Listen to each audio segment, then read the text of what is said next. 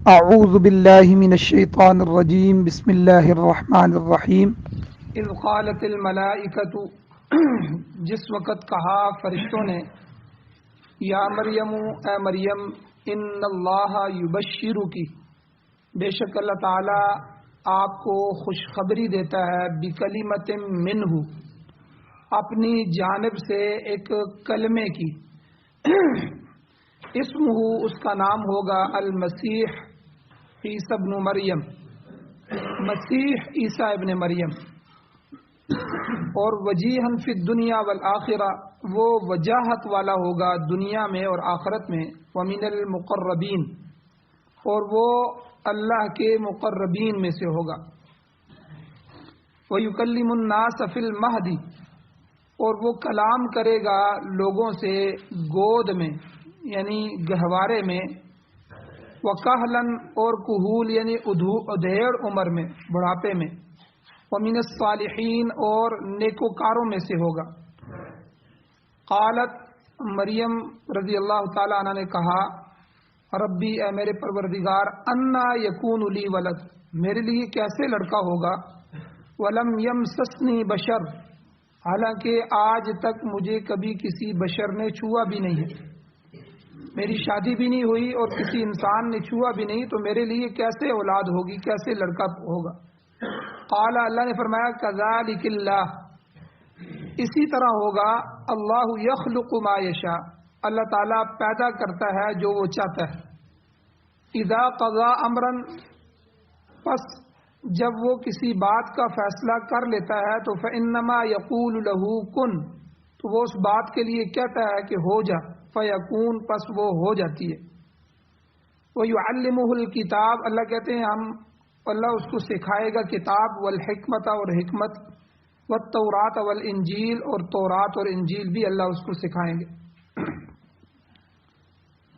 سورہ آل عمران کی 45 46 47 اور 48 4 آیتیں آج کے درس میں بیان ہوئی ہیں آپ نے ترجمہ سماعت فرمایا سب سے پہلے ربط آیات ہے ان آیتوں کا پچھلی آیتوں کے ساتھ ربط کیا ہے گزشتہ دروس میں حضرت مریم رضی اللہ تعالی عنہ کے مناقب اللہ نے بیان فرمائے ان کی فضیلتوں کو اللہ نے بیان فرمایا کہ اللہ تعالی نے ایک عظیم پیغمبر کی پیدائش کے لیے ان کا انتخاب کیا اور اس ضمن میں انہیں تمام جہان والی عورتوں پر اللہ نے فضیلت بخشی اس کے علاوہ انہیں اللہ نے ظاہری اور باطنی ہر لحاظ سے پاکیزہ بنایا آپ کو اللہ کی اطاعت اور اس کی عبادت کرنے کی نصیحت کی گئی اور پھر یہ اصول بھی بیان کر دیا کہ جو واقعات بیان کیے جا رہے ہیں یہ غیب کی خبروں میں سے ہیں جنہیں اللہ تعالیٰ بذریعہ وحی انبیاء علیہ السلام تک پہنچاتے ہیں اور اس بات کی وضاحت کی گئی کہ حضرت مریم رضی اللہ تعالیٰ عنہ کی کفالت کے وقت ان کے متعلق جب قرآن اندازی ہو رہی تھی تو اے پیغمبر اے نبی علیہ الصلوۃ والسلام آپ وہاں موجود نہیں تھے نہ آپ غیب دان ہیں بلکہ آپ تک یہ خبریں پہنچانے کا ہمارا اپنا انتظام ہے تو یہ تو پچھلے درس کا خلاصہ ہوا اب آج کے درس میں حضرت عیسیٰ علیہ السلام کے پیدائش کے متعلق خوشخبری ہے اور آپ کے بعض معجزات کا تذکرہ ہے اس کے علاوہ حضرت مریم کے اس تعجب کا بیان ہے جو انہیں بیٹے کی پیدائش کی خوشخبری پر ہوا پہلے بیان ہو چکا ہے کہ حضرت مریم رضی اللہ تعالیٰ عنہ کی جو پرورش ہو رہی تھی یہ جو بچی بیت المقدس کی خدمت کے لیے وقف کر دی گئی تھی خاص طریقے سے اللہ نے ان کی پرورش فرمائی یعنی عام لڑکیاں جس طرح بڑی ہوتی ہیں وہ تو بہت عرصہ لگ جاتا ہے لیکن ان کا جو بڑا ہونا ہے بالغ ہونے تک کا جو زمانہ ہے یہ جلدی جلدی کا ہے اور جلدی جلدی بڑی ہونے لگیں اور دیکھتے ہی دیکھتے وہ مکمل جو ہے بالغ عورت بن گئی پھر جب وہ سن بلوغت کو پہنچ گئیں تو فرشتوں نے آ کر آپ کو بشارت دی اللہ ارشاد فرماتے ہیں ان آیات میں کہ اذ قالت الملائکہ اس واقعے کو دھیان میں لاؤ یاد کرو کہ جب فرشتوں نے آ کر حضرت مریم سے کہا یا مریم اے مریم ان اللہ یبشرو کی، بے شک اللہ تعالیٰ تمہیں بشارت دیتا ہے، خوشخبری دیتا ہے، بکلمت منہ، اپنی جانب سے، اپنی طرف سے کلمے کی۔ یہاں دو چیزیں ہیں، ایک چیز تو ہے بشارت۔ بشارت جو ہے خوشخبری، اس خبر کو کہا جاتا ہے جس میں خوشی ہو اور خبر سن کر سرور حاصل ہو، جیسے سورہ بقرہ میں گزر چکا ہے، اللہ فرماتے ہیں وَبَشِّرِ الَّذِينَ آمَنُوا وَعَمِلُوا الصَّالِحَاتِ، ان لوگوں کو خوشخبری سنا دیجئے جو ایمان لائے اور نیک عمل کیے۔ ایمان لائے، اعمال صالحہ کیے، ایمان لائے، نیک اعمال کیے، اللہ کی طرف سے خوشخبری ہے ان لہم جنات، کہ ان لوگوں کو اللہ تعالی جنات، باغات عطا فرمائیں گے، جنتوں کی خوشخبریاں اللہ دے۔ تو ظاہر ہے کہ یہ نہایت ہی خوشی کی بات ہے کہ کسی کے لیے جنت مقدر کر دی جائے، جنت لکھ دی جائے، لیکن بعض اوقات بشارت جو ہے وہ خوشخبری نہیں ہوتی بلکہ صرف خبر مراد ہوتی ہے، یہ ان کو ہمارا پیغام پہنچا دو، ہماری خبر پہنچا دو، اس کو بھی بعض اوقات جو ہے وہ بشارت کہہ دیتے ہیں۔ جیسے کہ کفار کے متعلق اللہ نے فرمایا فَبَشِّرْهُمْ بِعَذَابٍ أَلِيمٍ، اللہ کہتے ہیں ان کو خوشخبری سنا دیجئے دردناک عذاب کی۔ تو یہاں خوشخبری سے مراد یہ کہ خبر دے دیجئے، ان کو پتہ ہونا چاہیے کہ تمہارے لیے اللہ نے دردناک عذاب تیار کیا ہوا ہے، یہ خبر ان تک پہنچا دی۔ تو بہرحال یہاں پر بشارت سے مراد اچھی اور خوش خبر ہے کہ اے مریم اللہ تعالیٰ نے تمہیں اپنی طرف سے ایک کلمے کی خوشخبری عطا فرمائی ہے۔ اچھا، کلمہ کا جو لفظ ہے کلمۃ منہ، اللہ کی جانب سے کلمہ، یہ کلمہ کا لفظ حضرت عیسیٰ علیہ السلام پر، مسیح علیہ السلام پر بولا گیا ہے۔ آپ کو اللہ کا کلمہ کہتے ہیں، کلمۃ اللہ، اللہ کا کلمہ۔ اچھا، بعض لوگ اس سے شرک کرتے ہیں، عیسائی کہتے ہیں دیکھو تم خود کہتے ہو کہ یہ اللہ کا کلمہ ہے، تو اگر اللہ کا کلمہ ہے تو کلمہ جو ہے وہ خود کلام کا حصہ ہوتا ہے، خود خدا کا حصہ ہے یا خدا کی ذات کا حصہ ہے، اسی لیے تو ہم بھی کہتے ہیں کہ یہ خدا کے بیٹے ہیں عیسیٰ علیہ السلام۔ تو یاد رکھیں یہاں پر کلمہ کا لفظ حضرت عیسیٰ علیہ السلام پر جو بولا گیا ہے، تو آپ کو اللہ کا کلمہ ایک خصوصیت کی بنا پر کہا جاتا ہے، یعنی وہ خصوصیت کیا ہے کہ آپ کی ذات بغیر باپ کے پیدا ہوئی ہے، تو بن باپ کی پیدائش کی وجہ سے آپ کو کلمۃ اللہ کہتے ہیں۔ حالانکہ یہاں یہ بات بھی یاد رکھیں کہ دوسری جگہ جو قرآن مجید ہے اس میں بہت سی چیزوں کی نسبت اللہ کی طرف کی گئی ہے کہ یہ اللہ کی چیزیں ہیں۔ مثلا حضرت صالح علیہ السلام کی جو اونٹنی تھی، تو سورہ شمس کے اندر اللہ سے کہتے ہیں کہ ناقۃ اللہ، یہ اللہ کی اونٹنی ہے۔ اب اونٹنیاں اور تمام چیزیں سب کی سب اللہ ہی کی ہیں، مگر صالح علیہ السلام جو نبی تھے ان کی قوم نے اپنی نبی سے معجزہ مانگا تھا، اور معجزے کے مقابلے میں معجزے کی جگہ اللہ نے ان کو معجزاتی طور پر وہ اونٹنی عطا فرمائی تھی، تو اس لیے اس اونٹنی کو اللہ کی اونٹنی کہا گیا۔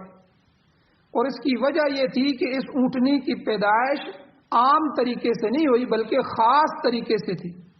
یہ اونٹنی کسی ماں کے پیٹ سے پیدا نہیں ہوئی بلکہ چٹان سے نکالی گئی، اس لیے اس کو اللہ کی اونٹنی کہا گیا۔ تو قوم نے آ کر حضرت صالح علیہ السلام سے مطالبہ کیا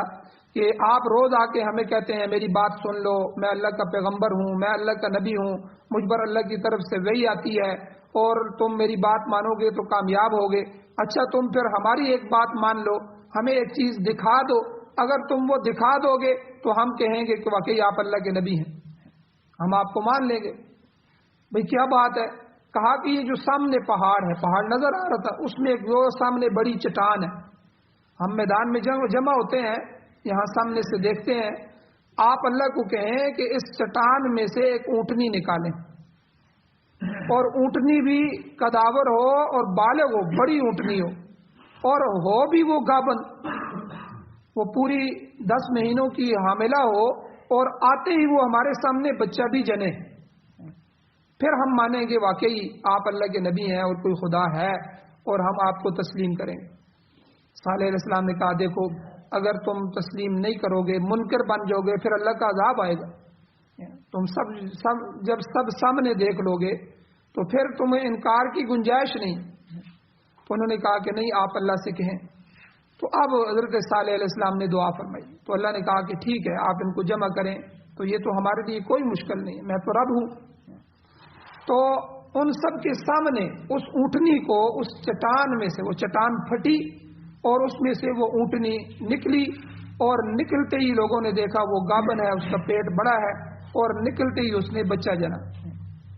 اب صالح علیہ السلام نے کہا کہ دیکھو یہ ناقۃ اللہ ہے، اللہ کی اونٹنی ہے، یہ خصوصی طور پر معجزاتی طور پر خاص طریقے سے پیدائش کے ذریعے پیدا ہوئی ہے، اس کو اور اس کے بچے کو نقصان نہیں پہنچانا۔ اب وہ اونٹنی سارا چارہ چر لیتی تھی کیونکہ ایک معجزاتی طور پر تھی، اور اللہ کی طرف سے اس قوم کی آزمائش بھی آ گئی، اور ان کا جو چشمے کا پانی تھا ایک دن سارا پانی پی لیتے۔ اب انہوں نے آ کے کہا کہ صالح علیہ السلام کو یہ تو ہمارے لیے مسئلہ ہے، ہمارے جانور بھوکے پیاسے رہ جاتے ہیں، آپ ہمارے درمیان کوئی اس مسئلے کو حل کریں۔ تو صالح علیہ السلام نے کہا، 19ویں اس بارے میں آتا ہے کہ ھذہ ناقۃ اللہ، کہ یہ اللہ کی اونٹنی ہے، کہ اس کے لیے بھی پانی کی باری مقرر کر دیتے ہیں آپ کے لیے، ایک دن اس کا ہوگا، ٹھیک ہے، یہ چارہ چرے گی اور پانی پیے گی، دوسرے دن یہ نہیں پیے گی، اور دوسرے دن تمہارے جانور چریں گے، تو یہ تقسیم ہوگی۔ لیکن ان بدبختوں نے، اللہ کہتے ہیں فعقروہا، کہ انہوں نے اس کی کونچیں کاٹ ڈالی، ایک دن چھپ کے انہوں نے مشورہ کیا کہ یہ اونٹنی ہمارے لیے عذاب بنی ہوئی ہے، اور دوسرے جو ایمان والے تھے انہوں نے سمجھایا بھی دیکھو اللہ نے کہا تھا کہ یہ خاص اونٹنی ہے، اس کو نقصان نہیں پہنچانا ورنہ تم پر عذاب آئے گا۔ تو بہرحال یہ صالح علیہ السلام کی اس اونٹنی کو ناقۃ اللہ کہا گیا، تو عیسیٰ علیہ السلام کو بھی کلمۃ اللہ کہا گیا۔ اب یہ اونٹنی تو خدا نہیں ہو سکتی، یا خدا کا بیٹا نہیں ہو سکتی، تو اس لیے یہاں عیسائیوں کا رد ہے کہ کلمے سے مراد کہ ان کی بن باپ کی پیدائش ہے، کہ والد کے بغیر جو ہے ان کی پیدا ہونا ہے۔ اور اسی طرح خانہ کعبہ کو جو ہے بیت اللہ کہا گیا، اللہ کا گھر، حالانکہ جتنی بھی مساجد ہیں سبھی اللہ کے گھر ہیں، اس کے علاوہ کائنات کی ہر چیز اسی کی ہے، اسی کی پیدا کرتا ہے، مگر بیت اللہ کو بیت اللہ بھی اس لیے کہا گیا کہ وہاں پر اللہ تعالیٰ کی خصوصی تجلیات، خصوصی رحمتیں، خصوصی برکتیں ہر وقت نازل ہوتی رہتی۔ حضور نے فرمایا عمرہ کرنے والوں کے لیے برکتیں، اسی طرح طواف کرنے والوں کے لیے برکتیں، یہ برکتیں تو باقی کسی مسجد میں نہیں ہیں، عمرہ طواف وغیرہ اور کسی مسجد میں، اور اسی طرح وہاں نماز پڑھنے کا ثواب جو ہے سب سے زیادہ ہے، 1,00,000 نمازوں کا ثواب ہے۔ تو یہ ساری سب سے زیادہ برکتیں، سب سے زیادہ خصوصی مہربانیاں جو ہیں وہ اللہ کی بیت اللہ کے ساتھ ہیں، اس لیے اسی نسبت کی وجہ سے بیت اللہ کو اللہ کا گھر بیت اللہ کہتے ہیں۔ تو یہاں بھی بہرحال فرشتوں نے حضرت مریم کو اللہ کے کلمے کی بشارت سنائی کہ آپ کو خوشخبری ہے کہ اللہ آپ کو اپنی طرف سے ایک کلمہ عطا کروانے والے۔ اور امام ابو بکر جساس رحمۃ اللہ علیہ اس کی وضاحت فرماتے ہیں کہ حضرت عیسیٰ علیہ السلام کو کلمۃ اللہ کہنے کی کئی وجہ ہے۔ ایک وجہ تو یہ ہے کہ اللہ تعالیٰ نے آپ کو بغیر باپ کے توسط کے پیدا کیا، بیچ میں باپ کا واسطہ ہی نہیں ہے، گویا آپ اللہ تعالیٰ کے کلام اور اس کے حکم سے پیدا ہوئے۔ اللہ نے کلام فرمایا کہ پیدا ہو جا تو وہ ہو گئے ہیں، تو اس لیے چونکہ اللہ کے کلام سے پیدا ہوئے ہیں اس لیے ان کو کلمۃ اللہ کہتے ہیں، اللہ کا کلمہ، ایک وجہ۔ اور اس لقب کی دوسری وجہ یہ ہے کہ پہلی کتابوں میں حضرت مسیح علیہ السلام کے متعلق، عیسیٰ علیہ السلام کے متعلق پیشن گوئی موجود تھی کہ آپ اپنے مقررہ دور میں آ کر ہدایت کا ذریعہ بنیں گے، تو یہ وہی کلمۃ اللہ ہے جس کا ذکر پہلی کتابوں میں موجود ہے۔ چونکہ پہلی کتابوں میں یہ کلمہ لکھ دیا گیا تھا، اس لیے اس کلمے کی وجہ سے کہتے ہیں کہ یہ اللہ کا وہ کلمہ ہے کہ جو پہلی کتابوں میں لکھا ہوا ہے۔ یہ دوسری وجہ امام بیضاوی، امام ابو بکر جساس رحمۃ اللہ علیہ فرماتے ہیں۔ تیسری وجہ مفسرین فرماتے ہیں کلمۃ اللہ اس لیے کہا گیا کہ اللہ تعالیٰ نے قرآن پاک کو کلمات ربک کہا ہے، یہ قرآن پاک آپ کے رب کا کلمات ہیں، اللہ کے کلمے ہیں، اور یہ لوگوں کی ہدایت کے لیے نازل فرمایا ہے۔ اسی طرح چونکہ حضرت عیسیٰ علیہ السلام کو بھی مخلوق کے لیے ذریعہ ہدایت بنایا، لہذا ان کا نام بھی کلمۃ اللہ رکھ دیا۔ تو بہرحال یہ کلمۃ اللہ کا لفظ آپ کو ذہن میں رکھیے گا، اور یہ کوئی آدمی کسی وقت کوئی عیسائی ہو یا کسی سے باس ہو، مرزائی سے باس ہو، تو وہاں سے وہ شرک کا دروازہ نہ کھول، اس لیے کلمۃ اللہ کا مطلب یہ ہے کہ اللہ نے جو کلمہ فرمایا وہ کلمہ. اب دوسرا اللہ نے فرمایا اسمہ المسیح عیسی ابن مریم، اس کا نام مسیح ہوگا، مسیح عیسیٰ ابن مریم. اب مسیح تو اکثر مفسرین فرماتے ہیں کہ یہ جو لفظ مسیح ہے، یسوع مسیح، ٹھیک ہے، عیسیٰ علیہ السلام کو یسوع اور مسیح بھی کہتے ہیں، یسوع مسیح عیسائی اکثر کہتے ہیں. تو یہ جو لفظ مسیح ہے یہ عبرانی اور سریانی زبان، یہ اس وقت کی زبانیں تھی جو حضرت عیسیٰ علیہ السلام کی زبانیں تھی. حضور علیہ السلام سے بھی 6 صدیاں پہلے جو زبانیں بولی جاتی تھیں، آج دنیا میں ان زبانوں کا وجود نہیں ہے. تو یہ عبرانی اور سریانی 2 زبانوں کے اشتقاق سے، یعنی ان کو جوڑنے سے یہ لفظ آیا. اس کا معنی اردو میں آتا ہے مبارک، مبارک ذات المسیح. اللہ تعالیٰ نے پیدائش کے بعد پہلے ہی دن آپ کی زبان سے، یعنی چھوٹا سا بچہ حضرت عیسیٰ پیدا ہوئے تو یہودیوں نے جب آپ کی ماں پر مریم پر الزام لگایا کہ یہ بچہ کہاں سے لے کے آ گئی ہو، تمہاری تو شادی نہیں ہوئی، تو الزام لگایا، نعوذ باللہ زانیہ عورت تک کہا، تو وہ خاموش ہو گئیں اور انہوں نے بچے کی طرف اشارہ کیا کہ یہ بچہ خود بتائے گا. انہوں نے کہا کہ یہ بچہ ابھی پیدا ہوا ہے، آج پہلے دن کا بچہ اٹھا کے آپ لائی ہیں اور کہہ رہی ہیں یہ بچہ بولے گا، یہ بچہ بتائے گا. اللہ نے قرآن مجید میں فرمایا کہ وہ بچہ پھر گود میں بولا، ماں کی گود میں تھا تو وہاں بولا. تو اللہ جل شانہ نے ان کی زبان سے جو الفاظ نکلے تھے وہ الفاظ قرآن پاک میں بھی جو ہے ذکر فرمائے ہیں. سب سے پہلا لفظ انہوں نے کہا قال انی عبد اللہ. عیسیٰ علیہ السلام نے کہا بچپن میں ماں کی گود میں، میں اللہ کا بندہ ہوں، انی عبد اللہ. آتانی الکتاب، اللہ تعالیٰ مجھے کتاب دیں گے، میں صاحب شریعت نبی بنوں گا تو اللہ تعالیٰ مجھے کتاب بتائیں گے. وجعلنی نبیا، اور اللہ تعالیٰ مجھے نبی بنائیں گے. وجعلنی مبارکا اینما کنت، اور سورہ مریم میں ہے کہ جہاں بھی میں ہوں گا مجھے برکت والا بنایا گیا. یہ خود ان کا لفظ تھا کہ میں جس جگہ بھی جاؤں اللہ نے مجھے برکت والا بنا دیا. عیسیٰ علیہ السلام نے یہ کلام فرمایا تھا، لہذا اسی وجہ سے آپ کا لقب مسیح قرار دیا گیا، کیونکہ آپ مبارک تھے، برکت والے تھے. تو مسیح جو ہے اوریانی سریانی زبان کا لفظ ہے، اردو میں اس کا معنی برکت والا ہے. اچھا، عربی میں اسی طرح ایک لقب آپ کا یسوع بھی ہے. یسوع، مسیح کا معنی تو آپ نے سن لیا، مبارک برکت والا. یسوع یہ یشوع سے آیا ہے، اس کا معنی آتا ہے سردار یا سید. تو یہ سب سریانی اور جو ہے عبرانی زبان کے معنی ہے، یسوع ہو یا مسیح ہو. عربی زبان میں مسیح کا معنی ہے سیاح، عربی زبان میں مسیح کہتے ہیں. اور عیسیٰ علیہ السلام کو بھی مسیح کہتے ہیں، دجال کو بھی مسیح کہتے ہیں. یاد رکھیں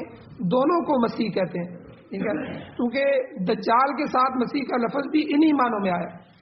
مسیح الدجال، حضور نے حدیث میں بھی فرمایا کہ اعوذ بک من مسیح الدجال، اے اللہ میں آپ کی پناہ مانگتا ہوں جو ہے مسیح دجال سے. تو مسیح دجال کیا مطلب؟ سیاحت کرنے والا دجال، پوری دنیا میں پھرنے والا، سیر و تفریح کرنے والا دجال. تو حدیث میں آتا ہے دجال کے متعلق حضور نے فرمایا کہ دجال 40 دن میں پوری دنیا کے گرد چکر لگائے گا. دجال جب آئے گا تو اس کے پاس ایسی سواریاں ہوں گی کہ وہ 40 دن میں پوری دنیا گھوم جائے گی. تو حضرت عیسیٰ علیہ السلام کو بھی مسیح اس لیے کہتے ہیں، آپ بھی سیاحت کرنے والے تھے. اور یہ وہ پہلے نبی ہیں نبیوں میں سے، حضرت عیسیٰ علیہ السلام، جنہوں نے اپنا ذاتی گھر نہیں بنایا. ان کا گھر تھا ہی نہیں، ٹھیک ہے. جہاں جو ہے وہ ایک جگہ ہوتے، پھر دوسری جگہ منتقل ہو جاتے، تیسری جگہ ہوتے، بس دعوت کا کام کرتے. جو پیغمبر علیہ السلام یعنی آپ کو بنایا گیا، جو نبی بنایا گیا، آپ اللہ کی طرف دعوت دیتے رہے. تو یہاں سے اپنا خیمہ اٹھایا، وہاں گاڑ دیا، وہاں جا کر لوگوں کو دعوت دی، آگے نکل گئے. ان کا اپنا ذاتی گھر نہیں تھا اور یہ پوری دنیا کا، پورے اپنے علاقے کا چکر لگاتے. اس لیے ان کو مسیح کہتے ہیں. حضرت عیسیٰ علیہ السلام کو بھی اسی لیے. دجال کو بھی مسیح اس لیے کہتے ہیں کہ جب آئے گا تو پوری دنیا کا چکر لگائے گا، 40 دن میں گھومے گا. اور حضرت عیسیٰ علیہ السلام کو بھی مسیح اس لیے کہتے ہیں کہ حضرت عیسیٰ علیہ السلام کا ذاتی گھر نہیں تھا، وہ بھی پھرنے والے تھے، جو ہے پھر کر گھوم کر دعوت دیتے تھے. جہاں رات آتی وہاں سو جاتے، جہاں دن ہوتا وہ شروع ہو جاتے، اللہ کی طرف دعوت دیتے. اور مسیح کا اطلاق علماء فرماتے ہیں مسا سے بھی ہے. مسا مسح کہتے ہیں چھونا، تو ہاتھ پھیرنا۔ حضرت عیسیٰ علیہ السلام کا ایک معجزہ، بہت سے معجزے آگے آئیں گے معجزات میں سے، لیکن ایک معجزہ ان کا یہ تھا کہ جو مادر زاد اندھے تھے، ماں کے پیٹ سے ہی جو بچہ اندھا پیدا ہوتا پیدائشی، یا جو کوڑ کے برس کی بیماری میں مبتلا ہوتا، جس کو پھلبیری بھی کہتے ہیں، اور سفید داغ جسم پہ آ جاتے ہیں، تو یہ مریض جب حضرت عیسیٰ علیہ السلام کے پاس لائے جاتے تو مادر ذات جو اندھے تھے، ماں کے پیٹ سے جو نابینے تھے، ان کی ہاتھ جو ہے اپنا ہاتھ ان کی آنکھوں پر پھیرتے، اللہ ان کی آنکھوں کو درست کر دیتے۔ یہ معجزہ حضرت عیسیٰ علیہ السلام کو اللہ نے عطا فرمایا۔ اسی طرح کوڑ کا جو مرض ہوتا تھا برس کا، اس کے جسم پر ہاتھ پھیرتے تھے، وہ سارے داغ ختم ہو جاتے تھے، اس کا جسم ٹھیک ہو جاتا تھا۔ تو یہ معجزہ حضرت عیسیٰ علیہ السلام کو، تو یہ مسح ہاتھ پھیرنے کو کہتے ہیں، اس سے بھی ان کو مسیح کہتے ہیں۔ یہ دو معنی یاد رکھیں، عیسیٰ علیہ السلام کو مسیح کیوں کہتے ہیں؟ ایک تو وہ سیاحت کرنے والے سے، دونوں معنوں سے۔ سیاحت سے مراد کہ ان کا کوئی اپنا گھر نہیں تھا، وہ گھومتے رہتے تھے، پھرتے رہتے تھے، جہاں رات آئی وہاں رات بسر کی۔ دوسرا معنی مسح سے ہے کہ ہاتھ پھیرنا، کہ ان کو اللہ نے یہ معجزہ عطا کیا تھا خصوصی، جس طرح ہر پیغمبر کے معجزے ہیں۔ ہمارے حضور علیہ السلام کے 3000 سے زیادہ معجزات جو ہے وہ کتابوں میں لکھے ہوئے ہیں۔ بہرحال ان میں سے ایک معجزہ حضرت عیسیٰ علیہ السلام کا یہ تھا کہ وہ اس مادرزاد اندھے کو جو ہے وہ ہاتھ پھیرتے تو اس کی آنکھیں ٹھیک ہو جاتی، نظر بینا ہو جاتا وہ نابینا، اور اسی طرح جو کوڑ کے برس کی بیماری میں ہوتا اس کو ہاتھ پھیرتے تو وہ درست ہو جاتا، اس لیے ان کو مسیح کہتے ہیں۔ اچھا، دجال کے ساتھ جو لفظ مسیح ہے، علماء نے ایک معنی اور بھی لکھا ہے دجال کو مسیح کہنے کا۔ ایک تو سیاحت ہے کہ وہ پوری دنیا میں گھومے گا، دوسرا ممسوح کے معنی میں، مفعول کا صیغہ ہے الممسوح العین، اس شخص کو کہتے ہیں ممسوح العین جس کی ایک ہی آنکھ ہو، یعنی مٹائی ہوئی آنکھ، جس آدمی کی آنکھ ایک ہو۔ دجال کے بارے میں حضور نے فرمایا کہ دجال کی آنکھ بالکل مٹی ہوئی ہوگی، یہ آنکھ اس کی مٹی ہوگی، آنکھ بالکل اس کی چپٹی ہوگی، اور انگور کے پھٹے ہوئے دانے، حضور نے فرمایا جس طرح انگور کا دانہ موٹا پک جاتا ہے، پکنے کے بعد وہ لکیر سے بن کے پھٹ جاتا ہے، تو ایسا پھٹی ہوئی آنکھ اس کی ہوگی۔ دجال کو پہچاننے کے لیے حضور نے اس کی علامات بھی بتائی ہیں کہ وہ آنکھ جو اس کی ممسوح ہوگی، وہ آنکھ اتنی بار ابھری ہوئی ہوگی اور وہ پتہ لگے گا جس طرح انگور کا دانہ پھٹا ہوا ہے، ایسی اس کی ایک آنکھ ہوگی۔ اور یہ اس کی جو آنکھ ہوگی، اس کے علاوہ جو دوسری اس کی دائیں آنکھ ہوگی وہ بھی بالکل مٹی ہوئی ہوگی، اور انگور کے اور بائیں آنکھ میں بھی اس کے عیب ہوگا، اس لیے اس دجال کو ممسوح کہا گیا ہے۔ اس کے علاوہ ممسوح کا ایک معنی بگڑی ہوئی فطرت والے کو بھی کہتے ہیں، تو دجال ممسوح الفطرت ہوگا، یعنی بگڑی ہوئی فطرت والا۔ آج بھی آپ دنیا میں یہودیوں کو دیکھیں کہ سب سے بگڑی ہوئی فطرت والی قوم اگر دنیا میں ہے تو وہ یہودیوں کی قوم ہے، تو دجال انہی میں سے آئے گا اور اس کی فطرت بھی اسی طرح مسح ہوگی۔ پوری دنیا کو ختم کرنے میں، پوری دنیا کو تباہ کرنے میں ذرا سا بھی تردد نہیں کرتے یہ یہودی، کوئی فیصلہ لیتے ہیں تو بالکل انسانیت کو تو دیکھتے ہی نہیں ہے، ٹھیک ہے، انسانیت تو ان کے دل میں ہے ہی نہیں، حالانکہ دوسری قومیں جتنی بھی ہیں پھر ان کے دل میں تھوڑا سا رحم آ جاتا ہے، انسانیت پیدا ہو جاتی ہے، کچھ خیال پیدا ہو جاتا ہے، لیکن یہ ایسی فطرت والے لوگ، تو ان سب کی فطرت کو جمع کر لیں تو ساری کی ساری فطرت جو ہے وہ دجال میں ہوگی۔ تو ممسوح کا ایک معنی بگڑی ہوئی فطرت والا، تو دجال کو بھی ممسوح الفطرت یعنی بگڑی ہوئی فطرت والا کہتے ہیں۔ تو بہرحال یہاں چند مسائل اور بھی ہیں، انشاءاللہ کل کے درس میں بیان کیے جائیں گے۔ اللہ جل شانہ سے دعا ہے اللہ ہمیں عمل کی توفیق عطا فرمائے، آمین۔ الحمدللہ رب العالمین والعاقبۃ للمتقین والصلاۃ والسلام علی رسولہ النبی الامی الکریم۔ اللهم ربنا آتنا في الدنيا حسنة وفي الآخرة حسنة وقنا عذاب النار رب اغفر وارحم وانت خیر الراحمین۔ یا اللہ ہماری کمیوں کوتاہیوں کو معاف فرمائیے، درگزر فرمائیے، یا اللہ صغیرہ کبیرہ گناہوں کو معاف فرمائیے، یا اللہ قرآن و سنت پڑھنے، سننے، سمجھنے، اس پر عمل کرنے، اس کی اشاعت کرنے کی توفیق عطا فرمائیے، یا اللہ غلبہ دین کے لیے ہماری اولادوں اور نسلوں کو قبول فرمائیے، ہمیں محروم نہ فرمائیے، یا اللہ قرآن و سنت کو بطور آئین، بطور دستور، بطور ضابطۂ حیات پوری دنیا میں غلبے کے ساتھ ہمیں عطا فرمائیے، پوری دنیا کے باطل نظاموں کو ختم فرمائیے، اپنا نظام امارت اسلامیہ، خلافت اسلامیہ کا ہمیں نصیب فرمائیے، یا اللہ قرآن و سنت کی بالادستی نصیب فرمائیے، یا اللہ جو حضرات بیمار ہیں ان کو شفا عطا فرمائی، جو مقروض ہیں ان کے قرضوں کے پورا کرنے کے اسباب پیدا فرمائی، جو پریشان حال ہے ان کی پریشانیوں کو دور فرمائی، یا اللہ جو ایمان کی حالت سے اس دنیا سے جا چکے ہیں یا اللہ ان سب کی بخشش فرمائی، یا اللہ ہم سب کی جائز حاجات کو غیب کے خزانوں سے پورا فرمائیے۔ صلی اللہ تعالی علی خیر خلقہ محمد وآلہ واصحابہ واہل بیتہ وازواجہ وذریتہ اجمعین برحمتک یا ارحم الراحمین۔